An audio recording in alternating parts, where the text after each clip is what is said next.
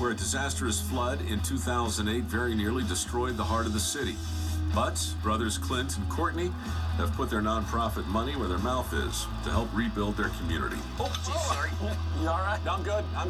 You know what else is nice? These seats are Very comfy, aren't yeah, they? super small with a big steel rod in them. Awesome. So all of this would have been businesses before the flood. There were businesses there? Yeah. Here the water was about 10 feet, So how many houses altogether were lost? Is there a number on that? about 1,300 houses. Oi.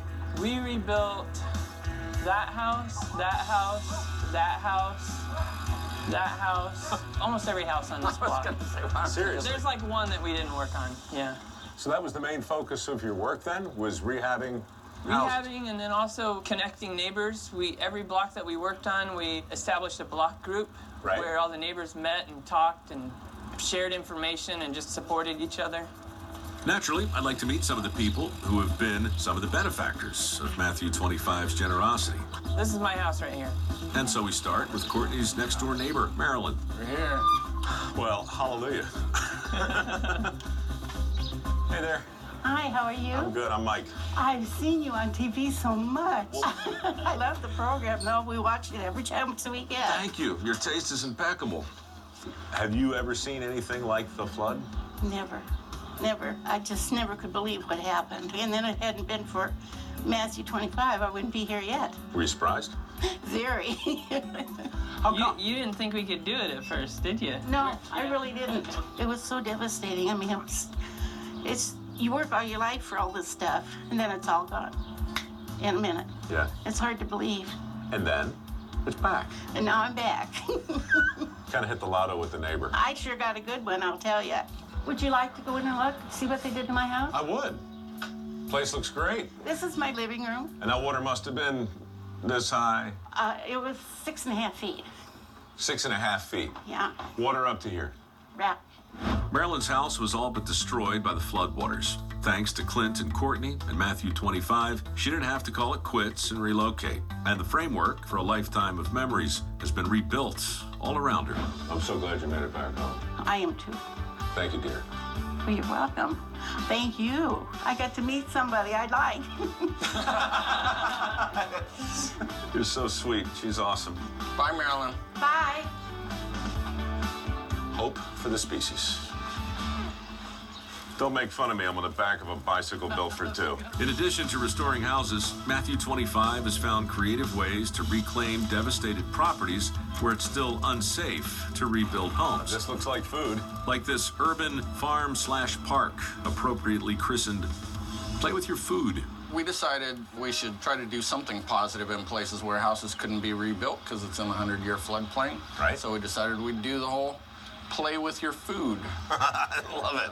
How many of these gardens do you have going at this point? So they're all up and down this block. They're 2.5 acres. Where's the food go? So we sell it at half price to people that are low income, or we also distribute it through other things like restaurants or farmers markets. So that can help defray some of the costs? Right. Yeah. Right. These are all volunteers? These are all volunteers. So we kind of have a mix of crops here. So this is stuff that we all planted a while ago, and it's all lettuce, heads of lettuce that is just pretty close to being ready to harvest. And then those are summer squash over there.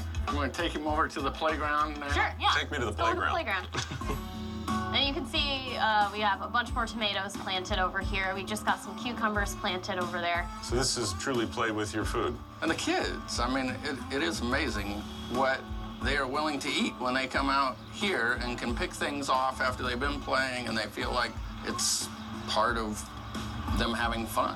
Where else can you swing on a rope swing and then go eat spinach? Grab a pepper, grab some Grab a spinach. pepper. Right, right. I love the it. next phase is an outdoor kitchen so that we could actually have cooking classes and that kind of thing out here on the farm. Fresh food. I got it.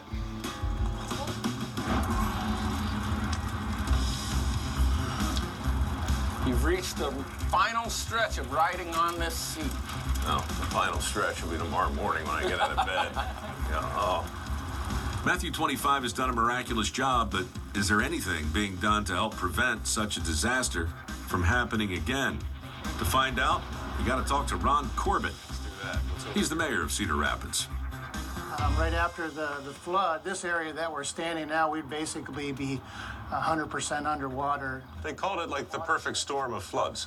And it certainly was. And then after the initial cleanup, a lot of the recovery support goes back home to their towns and states. Well, you know, the Matthew 25 people stayed, and they did more than just help people rebuild their home. They helped them rebuild their lives. Many people were certainly emotionally devastated.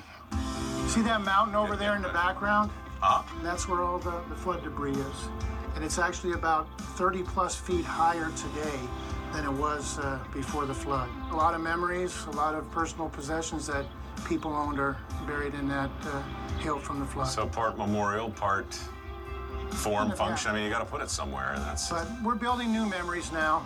So I don't know if you've ever seen a removable flood system, but this wall is basically Lincoln logs going between those columns, and as the flood projected to get higher, the more Lincoln logs you can put up. Oh, you mean horizontal? So you basically build a wall. Right, you build it up between these two columns. So as the water's rising, men come in, and they're laying down log after log after log, stacking it up. As each, you know, projection of a higher flood, Right. they can be assembled and put all the way to the top. But it's there to It's a great be idea. assembled if and when it needs to be. All right, great. Well, this is the part where I thank you. Thank you.